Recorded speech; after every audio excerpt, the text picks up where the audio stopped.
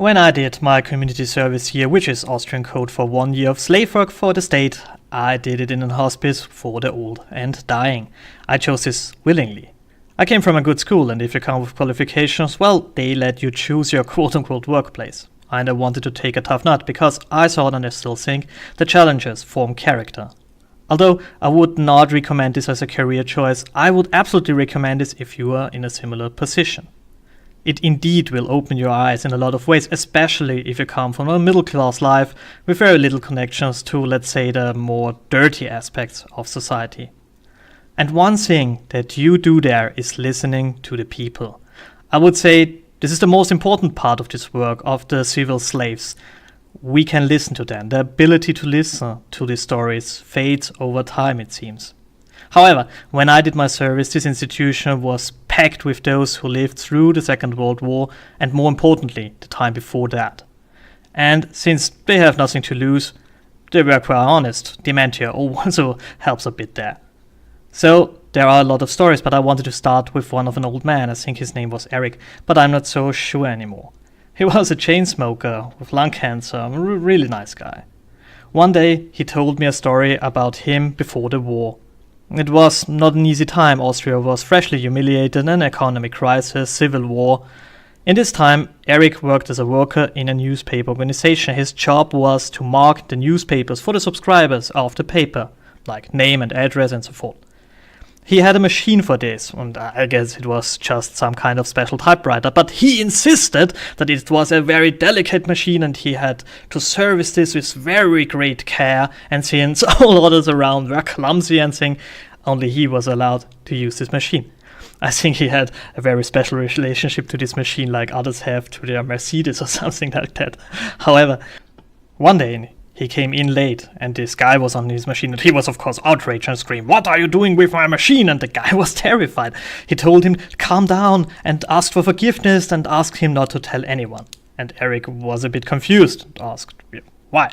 Well, some of the workers who were Jewish printed a little paper in the night hours, and it sent them out with the whole bulk.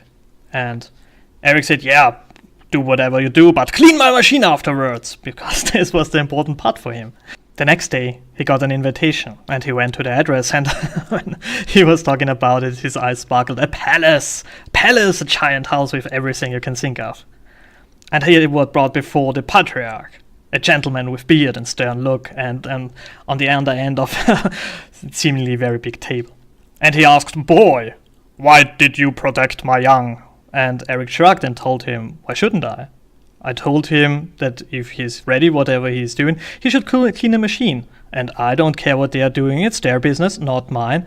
And in some way, I envy the Jewish community, because you have a lot of solidarity, and I would love to see a little bit more solidarity between Christian folk.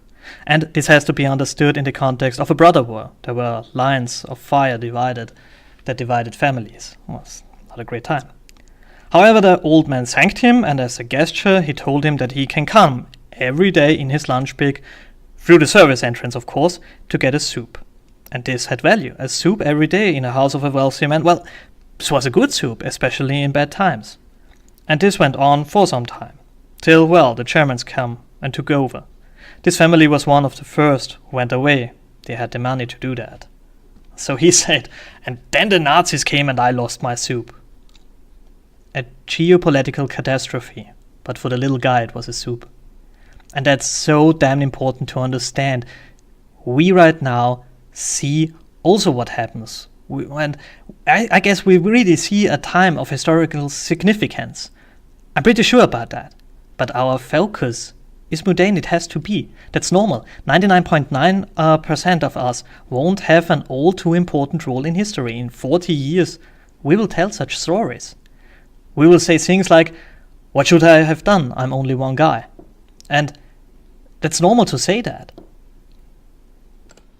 You see, this story has no big moral to it. It's just a story about a young guy who did something that was nice. He might not even thought about that being nice. He might not have given a thought what could happen, what could be the consequences. He would have blown the whistle then. It could have been terrible consequences for the lads involved. He was a simple man. He cared about his job. He cared about his machine. He cared about behaving decent to others. And he was rewarded. more than adequately for his decency, and he was grateful for that. He remembered this gesture till the end of his life. You see, I love this story. I think it's one of the stories worth telling, because all people involved were decent, nice, grateful, in a time that wasn't very nice or very decent. Nobody in the story was expecting something. This generation, especially in my country, has a lot of bad reputation, and that's for a damn good reason. But I think there was a lot of decency and goodness around there, especially if we're talking about those people who didn't care all too much of the propaganda of the mighty, of the fighting parties, of the fighting groups. It was these guys who didn't see someone in a bad light because he's from another tribe, another club, another party. Eric valued people, not based on race or faith. He valued them. He valued those people who worked hard, kept their tools clean. He was a working class man. Solidarity between workers, that was important to him. Decency to those who treat you right, and respect and gratefulness for a gesture of goodwill and for a thank you. You see, that's the working class left I looked up to my whole life. And that's the left that I miss from all my heart.